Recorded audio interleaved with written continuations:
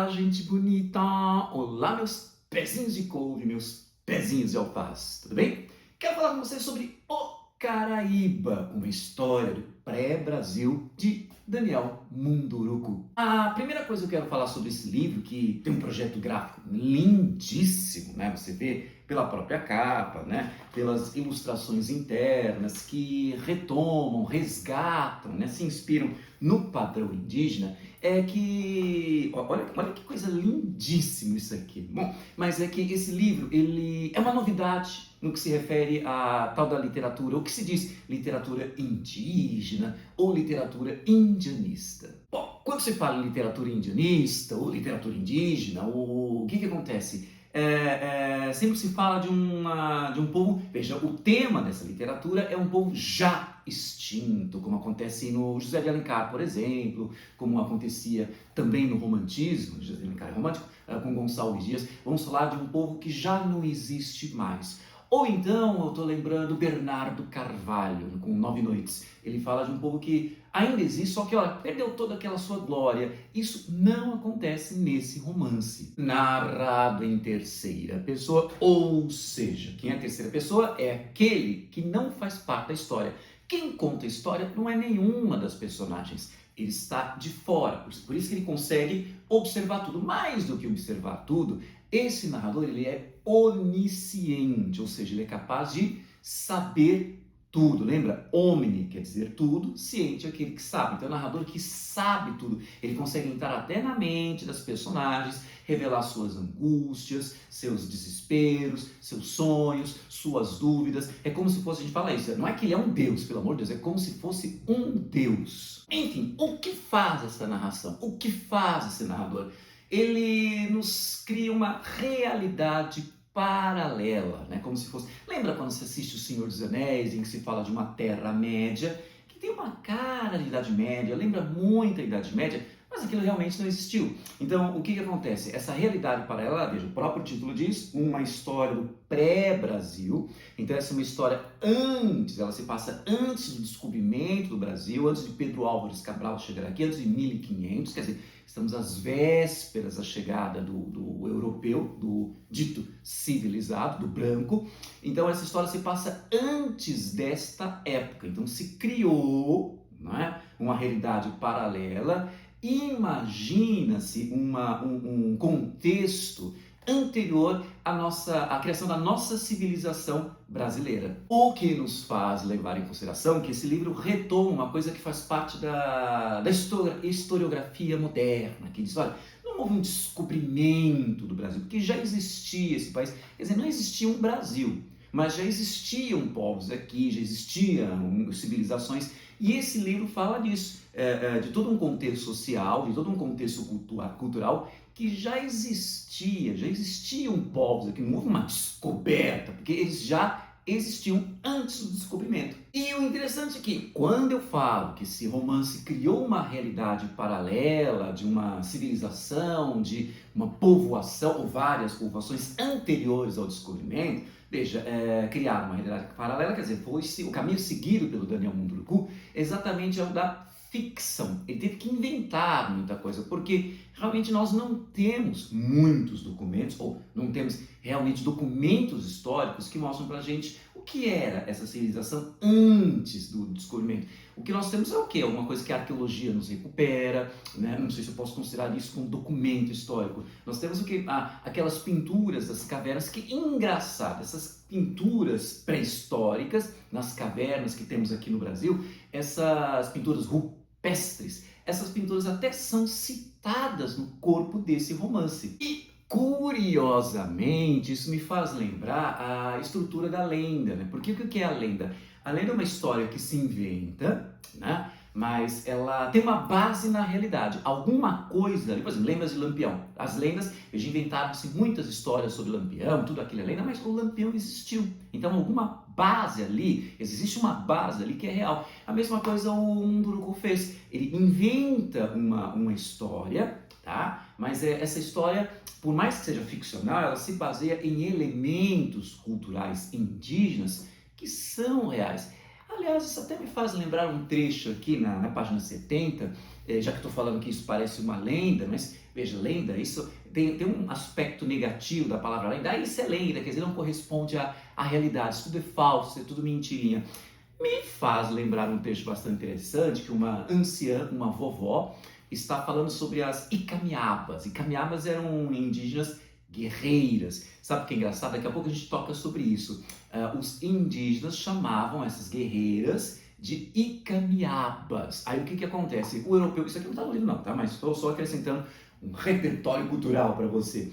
Aí os europeus, acho que foram os espanhóis, quando se depararam lá no norte do Brasil, né, no norte da América do Sul, se depararam com indígenas extremamente aguerridas, guerreiras, valentes, eles a chamaram de Amazonas, que é uma lenda grega, né? É um mito grego de mulheres guerreiras, as Amazonas. Então, o que os europeus fizeram? Eles colocaram aqui no Brasil, eles enxertaram aqui nosso território, aqui no Brasil, elementos da cultura europeia se sobrepondo, né? Ou até mesmo para caracterizar elementos indígenas, que essas guerreiras, as Icamiabas, como elas eram chamadas, o europeu as chama de Amazonas.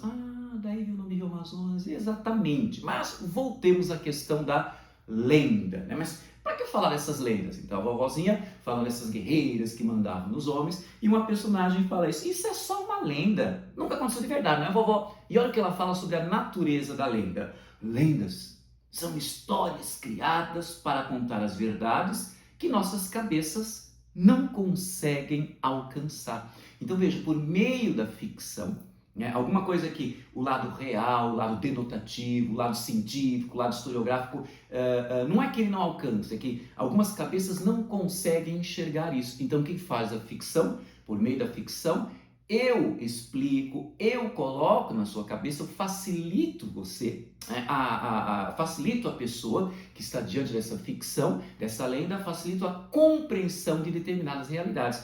É isso que este romance faz. Agora, olha uma coisa que eu quero muito chamar a atenção, quero que você não se esqueça. Tem a ver com aquele fator do Icamiabas. Elas são chamadas de Icamiabas, mas o europeu resolveu chamá-las de Amazonas. Então, muito da cultura indígena é falado sobre apresentar, demonstrar sobre a perspectiva do europeu. Tá? Então, elas são chamadas de Amazonas, é a perspectiva do europeu. Recentemente há um esforço, começou já com uma imã do Mário de Andrade, em 1928, em tentar resgatar o que seria a perspectiva do indígena, né? Mas veja, Mário de Andrade não era indígena, era um estudioso toda a cultura, sabe aquela coisa do lugar de fala? Então, do Mário de Andrade, ele tinha como é que eu vou dizer? Uma dificuldade, tinha um empecilho, ele tinha esse problema de, por não ser um indígena, então ele não conseguia falar com fidelidade, digamos assim, da cultura indígena. E o que acontece? Esse livro continua essa tradição, né? Só que agora é interessante, o Daniel Munduruku, ele é indígena.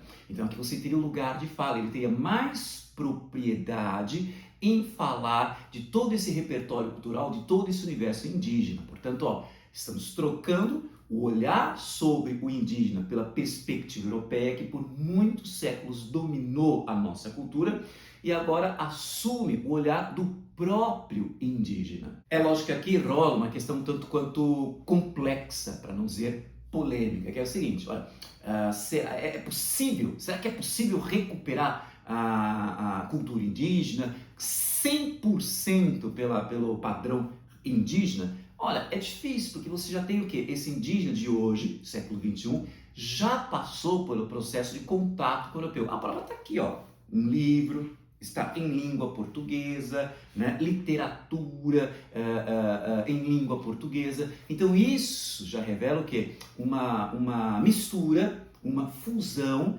de elementos. Tá, eu tenho a perspectiva do indígena, o ponto de vista é dele, mas há elementos que são advindos da herança europeia. Então é como se fosse uma integração de perspectivas. Tudo bem que essa integração destaca a perspectiva indígena, mas aqui há uma presença também de elementos advindos, oriundos, como eu falo chique, advindos, oriundos da cultura indígena. É como aqui, ó, achei tão bonitinha essa camiseta da Chico Rei, né? Que você tem o quê? A cultura indígena, só que, veja, é uma incorporação de elemento famosíssimo que é aqui, ó, o nascimento de Vênus de Botticelli, lá pelo século XV. Então, no lugar da concha, nós temos a Vitória Régia, no lugar daquela deusa romana, que é a Vênus, nós temos uma indígena fazendo o mesmo gesto de Vênus, que é a Vênus, chamamos de Vênus pudica, porque pudica quer dizer empudorada, como é que eu vou dizer? Envergonhada, mais decente, porque ela cobre os você entendeu? Isso tudo me faz lembrar o romance Iracema, do José de Alencar, porque o Alencar escreve Iracema numa forma de protesto, numa forma de defesa de seus ideais, que era o seguinte, ele dizia que quando a literatura romântica, que era a época dele, tratava da cultura indígena, apresentava o indígena, esse indígena era muito mais europeu do que indígena. Então, o que o Alencar falava ficava muito falso, ele falava como se fosse um cavaleiro medieval, como se o próprio indígena do Alencar também não fosse assim. Mas deixa quieto. Então, o que ele faz? Ele vai escrever Iracema, fazendo de conta que quem está contando essa história é um bardo, quer dizer, um poeta, né, um narrador realmente indígena. Então, ele vai imaginar como é que seria a estrutura de raciocínio do indígena. Dizer que é um povo simples, portanto, seria uma linguagem muito simples, baseada em duas figuras de linguagem, a metáfora e a comparação, que são as mais básicas. Tem um pouco disso no Caraíba, em que você tem imagens baseadas na metáfora, na comparação, que lembram muito o romance. A gente acabou de ler aqui na página 70, né, que a mulher, quando a vovozinha fala, lendas são histórias criadas para contar as verdades. Veja, é como quando chove muito e a gente não pode ver do outro lado da aldeia. Olha aí, a comparação. Né? Então você tem essa coisa vou tentar assumir a perspectiva simples do indígena. Acontece que isso não é realizado 100%. Se você imaginar, vamos pensar assim, se você imaginar que o raciocínio indígena seria simples, não tem isso nesse romance que nós temos, por exemplo, uma coisa que me chamou a atenção, usa-se o termo milimetricamente. Veja, milímetro é uma coisa europeu. E aparece numa história, né, num texto em que você tem o quê? O resgate do que seria a cultura antes da chegada do europeu, né? Uma história do pré-Brasil.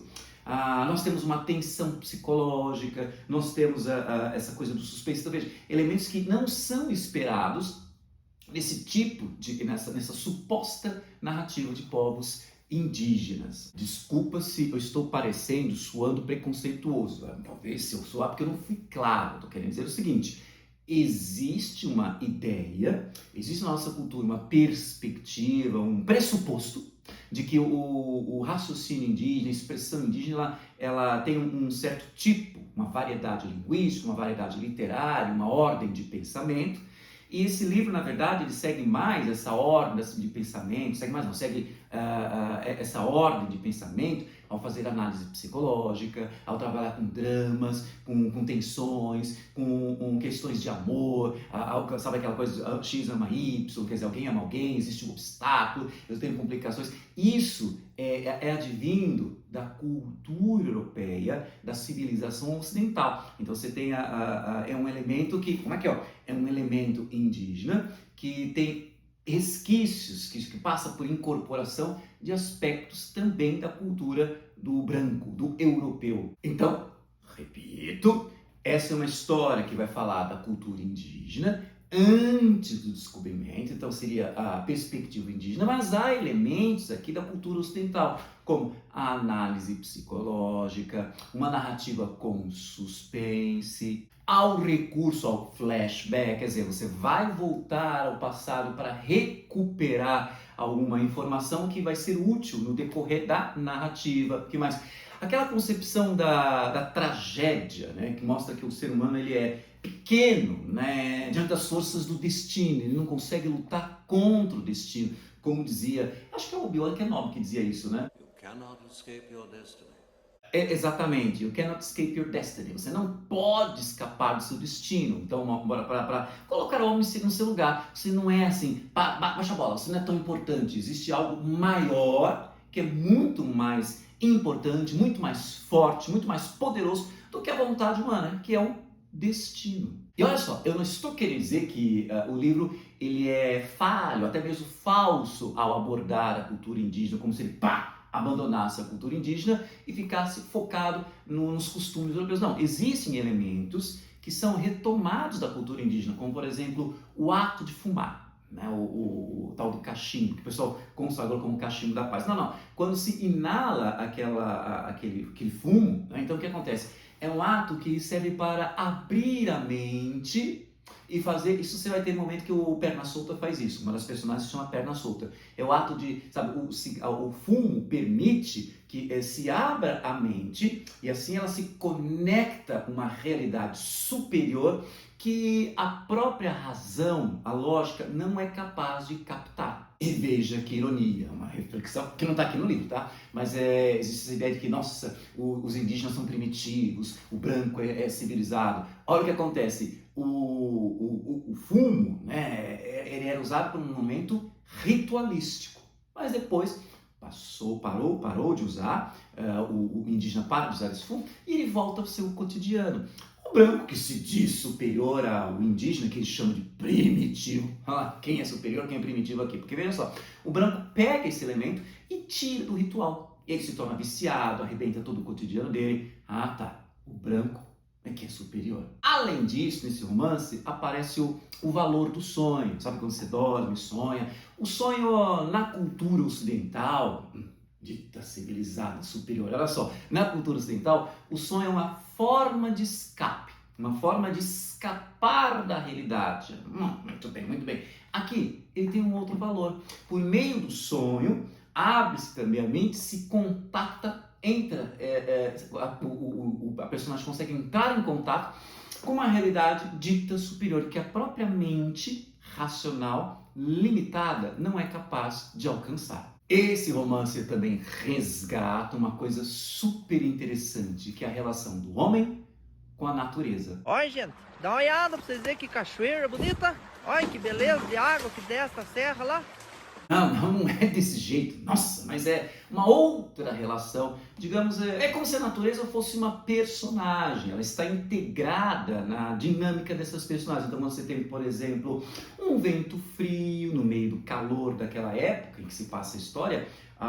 Parece que é um dos elementos da premonição de uma desgraça que está por chegar. Não? Então, a seca que se instala numa região e que obriga a tribo a fugir, ou mesmo que aqueles 4, 5 dias de chuva, né, que também prenunciam que alguma coisa triste, antecipam, né, anunciam que alguma coisa triste, uma desgraça está para acontecer. E aqui então você vê essa integração entre homem e natureza, que o homem ocidental perdeu, mas a cultura indígena, faz até lembrar Avatar, lembra? Não sei se vocês já assistiram esse Avatar, a cultura indígena fala muito disso, nós estamos integrados à natureza. Então, veja, atacar a natureza é atacar a nós mesmos. Nós fazemos parte da natureza, o homem ocidental não consegue enxergar isso.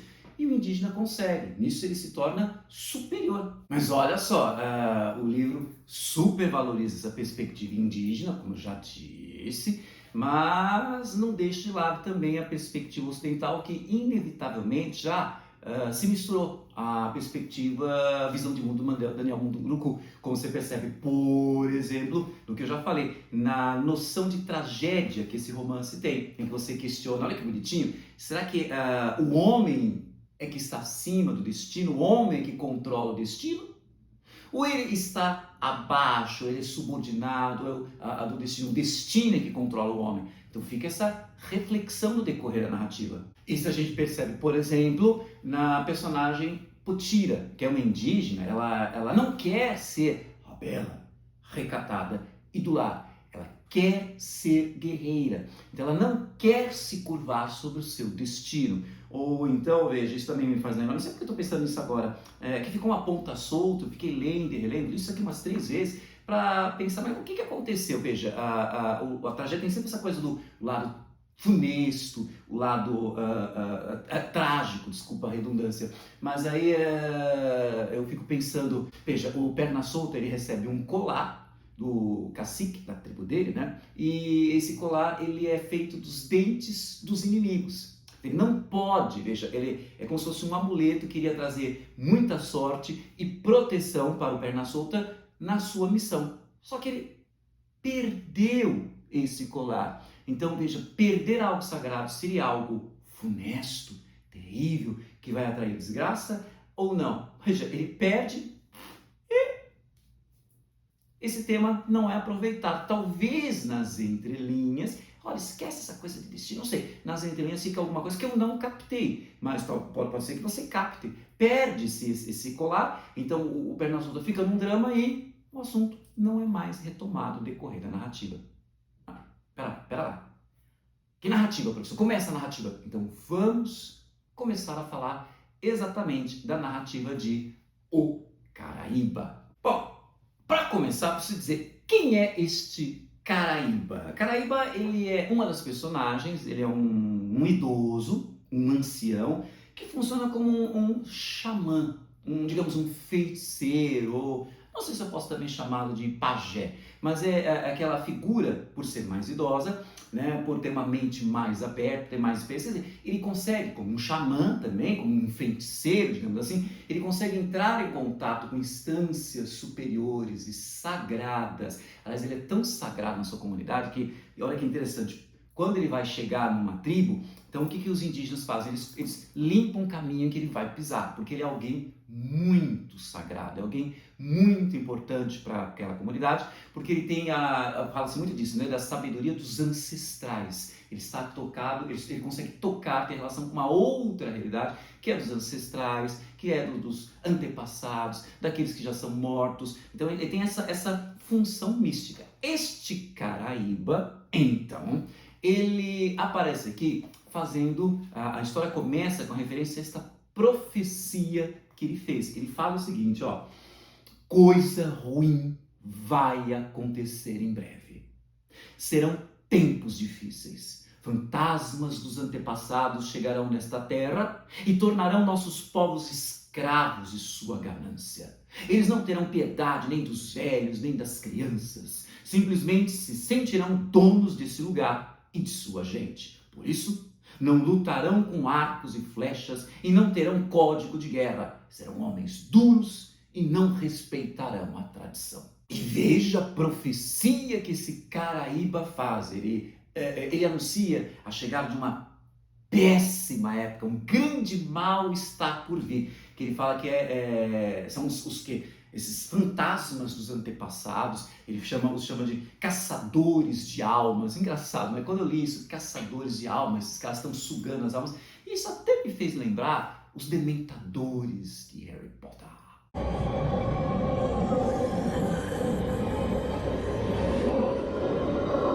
Exato, essa coisa do sugar a energia. Mais do que sugar a energia, veja, são fantasmas devoradores de almas que, movidos pela ganância, vão chegar para destruir tudo, não vão respeitar os seres humanos, não vão respeitar a natureza, não vão respeitar a relação sagrada com os antepassados, não vão respeitar a tradição. Tudo isso porque eles são movidos pela ganância. E olha só, quase que esqueço um dos elementos muito assustadores. Eu não poderia ter esquecido isso. O Caraíba avisa que esses fantasmas devoradores de alma, eles vão reduzir todos, vão submeter toda essa nação indígena à escravidão.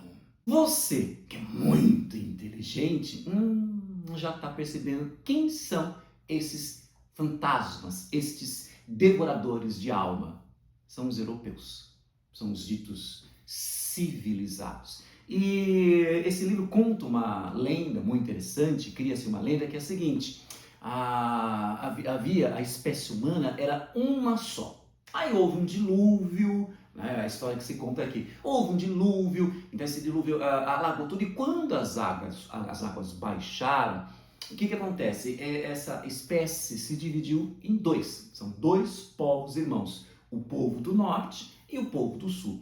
Os dois, eles tinham uma relação super harmoniosa com a natureza. Lembra, sei lá, já te falei, né? Lembra Avatar, que mais? Lembra muito do que o Ailton Krenak fala, que existe uma sabedoria super valiosa que é aquela que respeita a dinâmica da natureza, aquela que enxerga o homem, e é lógica, gente, o homem está integrado à natureza, os dois, homem e natureza, não tem nem como dizer os dois, porque os dois são uma coisa só. Então esses dois povos irmãos, olha, esses dois povos irmãos sabiam disso, só que um partiu para o norte e este aqui ficou no sul. Um foi para terras frias, este ficou aqui nas terras quentes.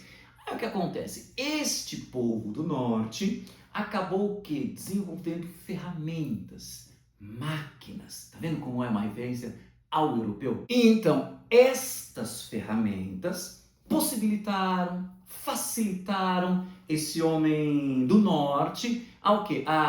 Sabe, desenvolver, a aflorar, sabe, colocar para fora de uma forma exagerada a sua ganância. Então, essas ferramentas permitiram o homem subjugar a natureza, destruir a natureza, escravizar o seu semelhante, tudo para atender à ganância. Então veja como ele se corrompeu, e talvez por isso eles sejam chamados de fantasmas, porque é meio ambíguo isso, porque fantasma pode ser uma coisa sobrenatural, fantasma pode ser entendido como uma coisa, desculpa o termo, fantasmagórico, aquela coisa do horrenda, né? Então repito, do sobrenatural.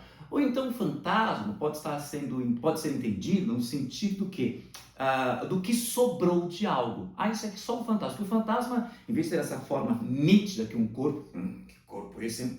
Louca. Mas em vez de ter uma forma nítida do corpo, o fantasma é esvoaçado, sabe aquela coisa, o corpo já se desmanchando, sabe, quase você não consegue detectar um corpo ali. Então, quando se fala, como se chama esses indivíduos, eles chamam esses indivíduos de fantasmas, quer dizer, daquela glória que o ser humano foi no passado, quando os povos do norte estavam unidos aos povos do sul, os povos do norte e os do sul, eles respeitavam o contato com a natureza, respeitavam a tradição, respeitavam os antepassados. Então aquela glória que está no indígena e também estava nos povos do norte, veja, toda essa glória desapareceu dos povos do norte. Então essa evolução, você pode pensar, até que ponto isso foi uma evolução? Tecnológica foi, mas moral foi uma involução. Foi um retrocesso. Então o homem, aliás, foi um retrocesso para, como é que eu vou dizer? Para aquém, sabe que é aquém, né? Além é o que vai muito para lá. Aquém é o que fica muito para cá, né? Então a evolução que ficou até aquém do próprio animal, porque os próprios animais irracionais, os bichos,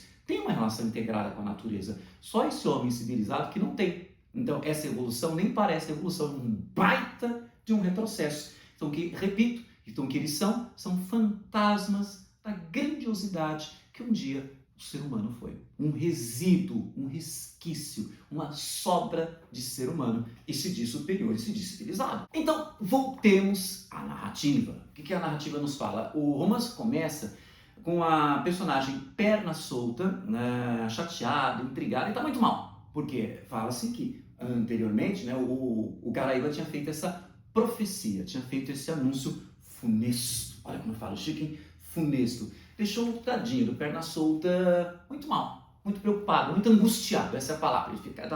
Nós começamos com o romance com essa informação de que o perna solta está angustiado. Mas quem é perna solta? É o protagonista, quer dizer, digamos que é um dos protagonistas. Perna solta é um indígena.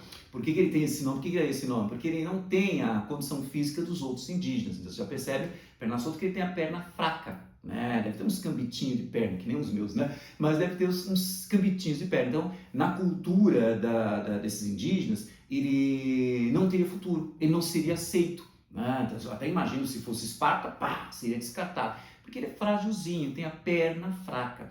Só que ele consegue suplantar isso, porque com essa perna fraquinha, ela é mais leve, mas ele tem agilidade. Então, ele tem a função na tribo de ser um mensageiro. Perna solta é um mensageiro.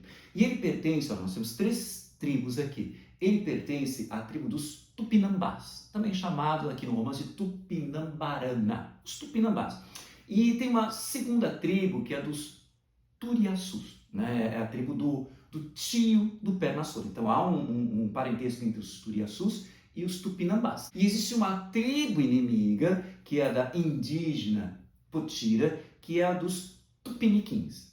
Então nós temos aqui 3 tribos. Até uma hora eu achei assim um tanto quanto confuso. Tem hora que fala-se de um de outro e você sua um pouco, para conseguir reconstituir, ter percepção, ter uma consciência da totalidade dessa história, porque é um forró de cuia, digamos assim. Mas voltemos à história. Coitadinho perna solta, como eu já disse para vocês, por causa da sua compleição física frágil, como eu falo, né? Bonito, ao invés de falar assim, raquítico, não, por causa de sua compleição física frágil, ele poderia até ser o rejeitado, mas ele conquista o coração de uma indígena, Maraí. Então nós temos uma historinha de amor muito fofa, que é perna solta e Maraí. Mas, o que acontece?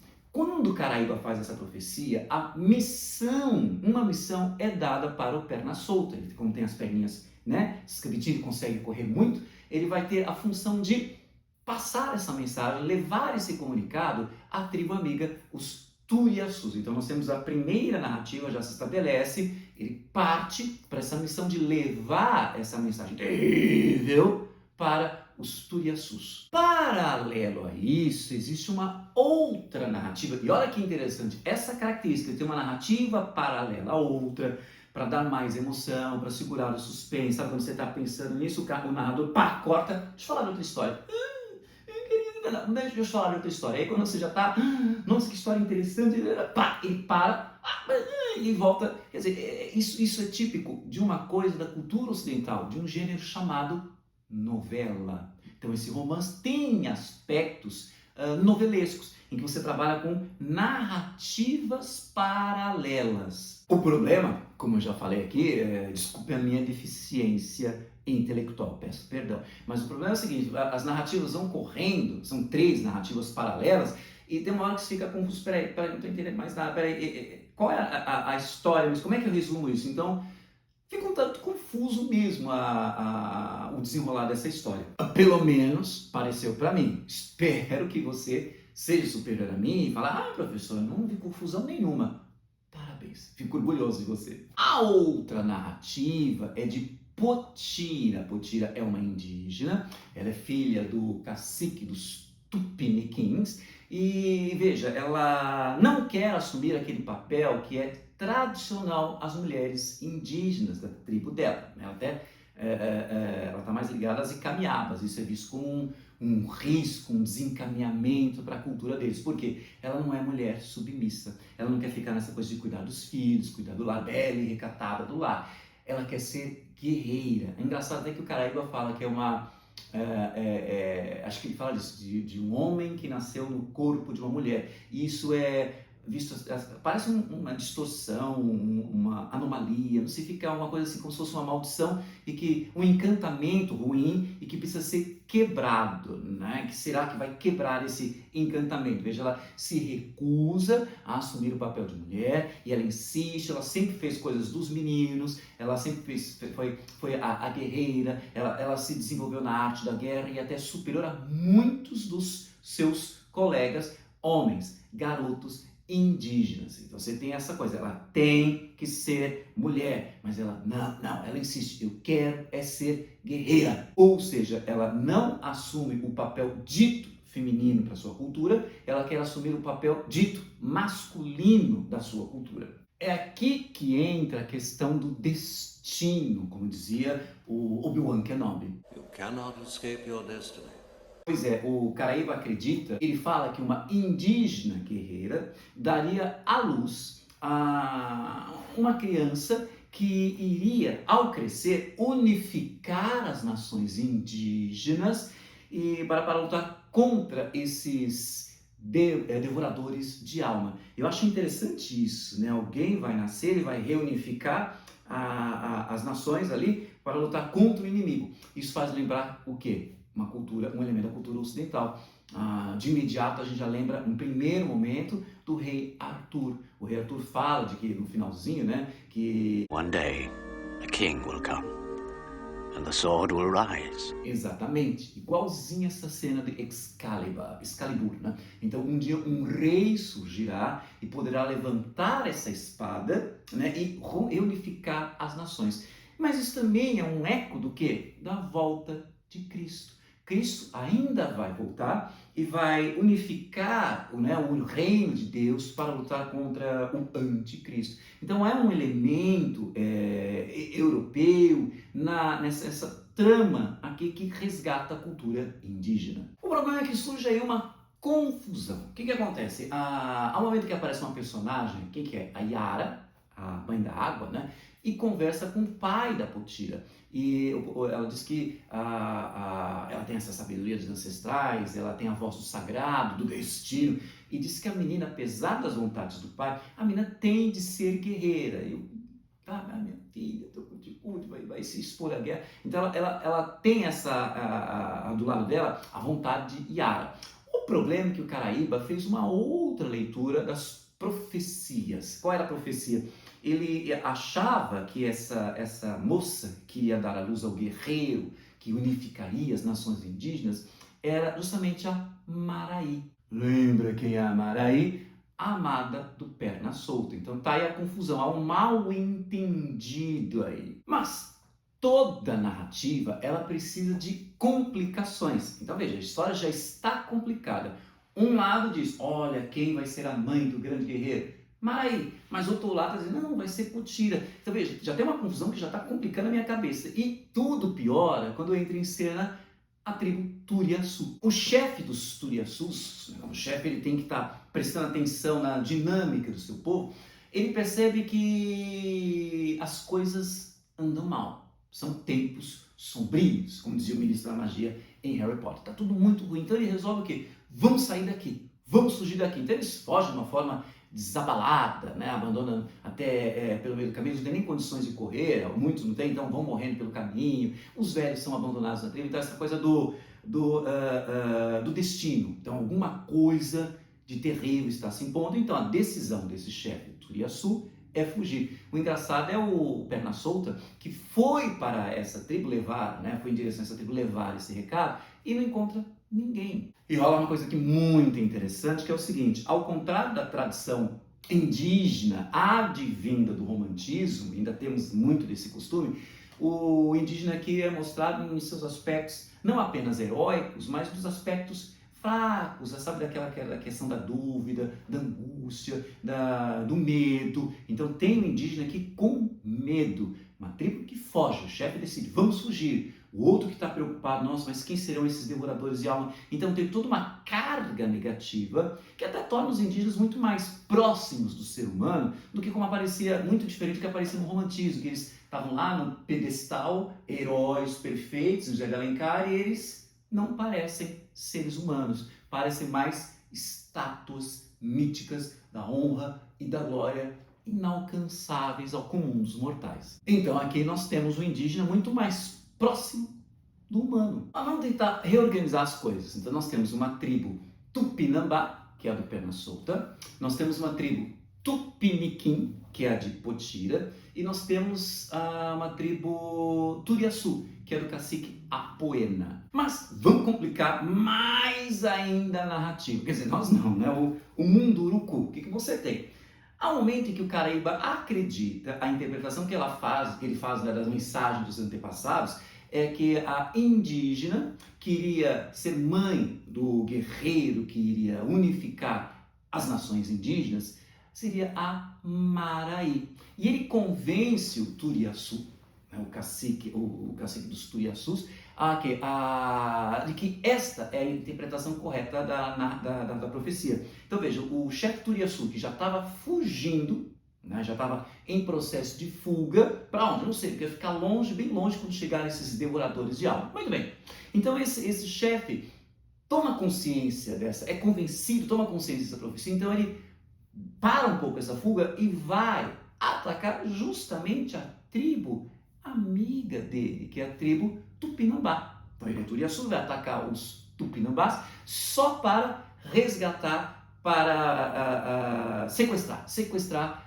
a coitadinha da Maraí. E essa é a notícia triste que o coitadinho do Perna Solta recebe depois de sua frustrada missão. Frustrado por quê? Porque ele foi em direção aos Turiaçus para passar essa mensagem terrível do Caraíba e não os encontra. Então ele volta e recebe a triste notícia de que a sua amada havia sido sequestrada. Então o que vai acontecer? Ele vai fazer parte, ainda que seja fraco, né? Mas ele vai fazer parte de um grupo que vai atacar justo essa tribo inimiga. Então você tem um primeiro exército se defrontando com um segundo exército. Então os Tupinambás, eles vão na direção desses Turiaçus, então haverá um combate. Só que a história complica mais ainda. Por quê? Porque o cacique Tupiniquim, ele tem uma outra visão dos fatos. Ele acredita que é a filha dele quem vai dar à luz a este guerreiro. Então ele parte também para a intenção de atacar os Turiaçus, e você tem um terceiro exército, quer dizer, vai ter uma confusão danada com 3 exércitos em luta,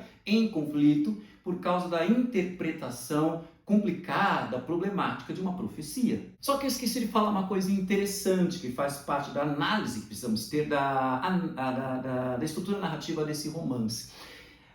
Quando o Perna Solta está voltando à sua missão frustrado, porque não conseguiu entrar em contato com os Turiaçus, porque eles tinham fugido, então ele está voltando para casa, para sua tribo, e super ansioso, olha, vou reencontrar minha amada Maraí, e finalmente vamos nos unir. Mal sabe ele, e aí essa é a dinâmica da novela, né, do romance, é o suspense. Mal sabe ele que ela tinha sido sequestrada. Enfim, ele super ansioso, ele para se preparar para encontrar sua amada, então ele se perfuma, né, de um produto salimário chamado piripiri. E aí, por meio de um flashback e uma digressão, quer dizer, volta ao passado, né, e eu vou fazer o quê? Eu vou fugir da narrativa, eu vou inserir uma outra narrativa que é desse piripiri.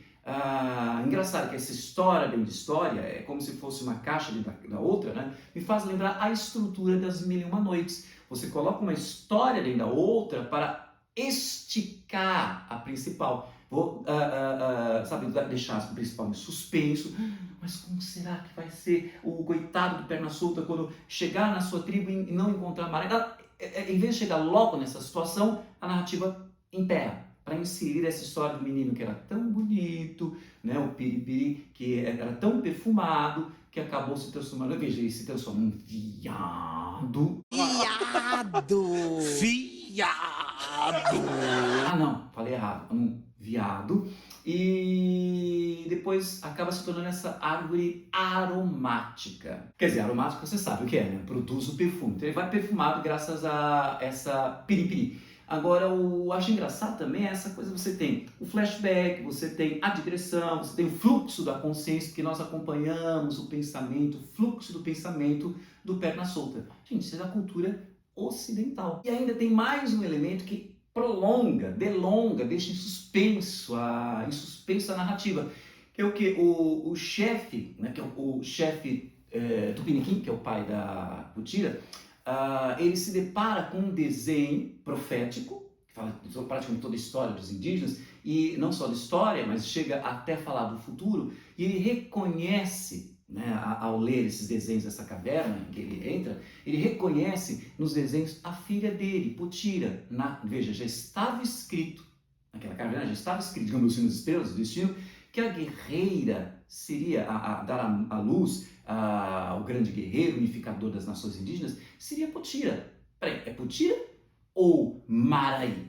A gente está se encaminhando para uma guerra, então você vai ter um combate entre 3 tribos, uma guerra, a batalha dos 3 exércitos. Lembra no Hobbit aqui? Não. Aqui nós temos a batalha dos 3 exércitos, e tudo isso baseado numa confusão. Quem é que vai ser a tal mãe do unificador das nações? Então nós temos essa tensão da batalha, né, de uma possibilidade de um combate entre 3 nações, 2 delas irmãs, né, os Turiaçus e os Tupinambás. Tupiniquim é inimigo dos Tupinambás. Então, mas veja, você vai ter uma guerra até entre irmãos, digamos até fratricida, entre tribos irmãs. Então, no meio dessa confusão, quem que aparece ali?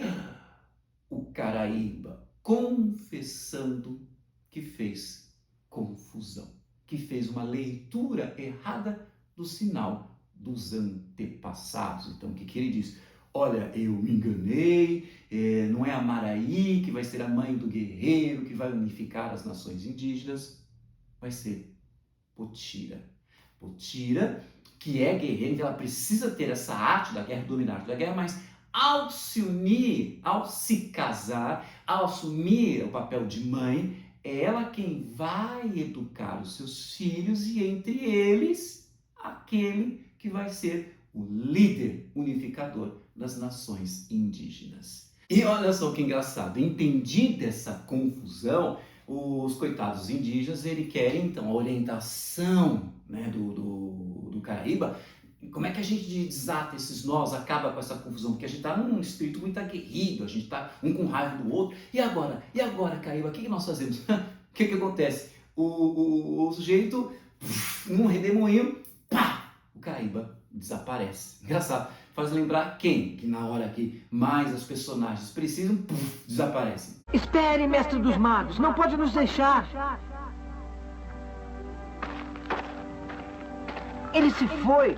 Puxa, eu detesto quando ele faz isso. Exatamente. O mestre dos magos. Não sei se você conhece esse desenho clássico, A Caverna do Dragão. Mas o que acontece é algo interessante que revela a elevação do ser humano. Em vez de ficar subordinado a um Caraíba, a questões místicas, a questões, como é que eu vou dizer, a depender dos outros, depender do destino, instâncias superiores, eles próprios, isso é uma evolução, um crescimento, né? Eles próprios se resolvem. Então, em vez de você ter o combate, outro aspecto positivo, não vou estar submisso, subordinado a instâncias superiores. Eu mesmo faço isso. E não é por meio da guerra selvagem, né, que eu até diria, como dizia o mestre Yoda. Wars not make one great.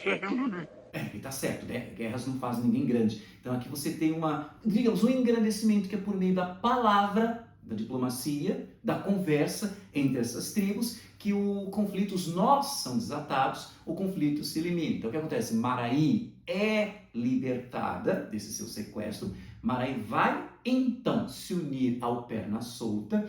E o interessante é que o Perna Solta, olha o poder da palavra, ele não precisa ser forte, ele não precisa ser um grande guerreiro para ser líder. Pela sua habilidade com a linguagem, com a mensagem, com a palavra, ele vai se tornar o líder de sua nação. Muito bem.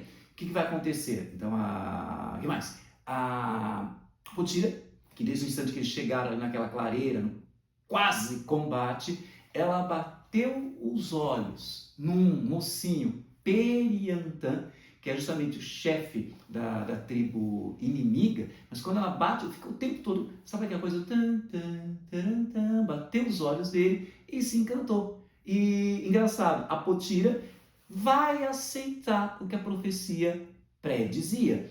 Porque ela ficou interessada no rapaz, né? Até a pessoa fica admirada, ela fala, eu me sacrifico em nome de um bem maior. Tudo bem, eu me caso, então Potira se casa com Periantã, e desta união vão sair algumas crianças. Quantas? Ela vai ter 6 crianças, 2 meninas, mas uma dessas crianças será Cunhambebe. Eu acho tão bonitinha essa história no final, porque você tem 2 casais, você tem Perna Solta com Maraí e Periantã com Potira.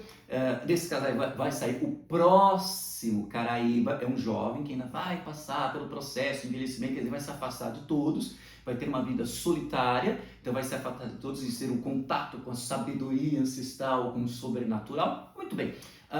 E também esse Cunhambebe, que é ele que no final da narrativa, é ele quem vai ver de longe, um barco que cabe muitas pessoas, a chegada do europeu, na visão deles, dos fantasmas devoradores de alma. É aqui que termina o romance e, por quê? Nesse ponto, estão chegando os europeus, o resto já é história. Enfim, esses são os elementos mínimos que eu queria que você soubesse em relação ao Caraíba, uma história do pré-Brasil, de Daniel Munduruku. Se você gostou desse vídeo, deixe o seu comentário, curte aí e compartilhe em suas redes sociais, porque conhecimento é para isso mesmo, é para ser compartilhado. E você não tem noção de como isso ajuda aqui o nosso trabalho de difusão de conhecimento. Mas se você quiser ajudar mais ainda a gente, muito simples. Não se esqueça de se inscrever em nosso canal e de ativar o sininho para ficar sabendo de muitas novidades que estão chegando por aí. Um beijo, sabor frutas tropicais, advindas de um pré-Brasil, e até o nosso próximo encontro.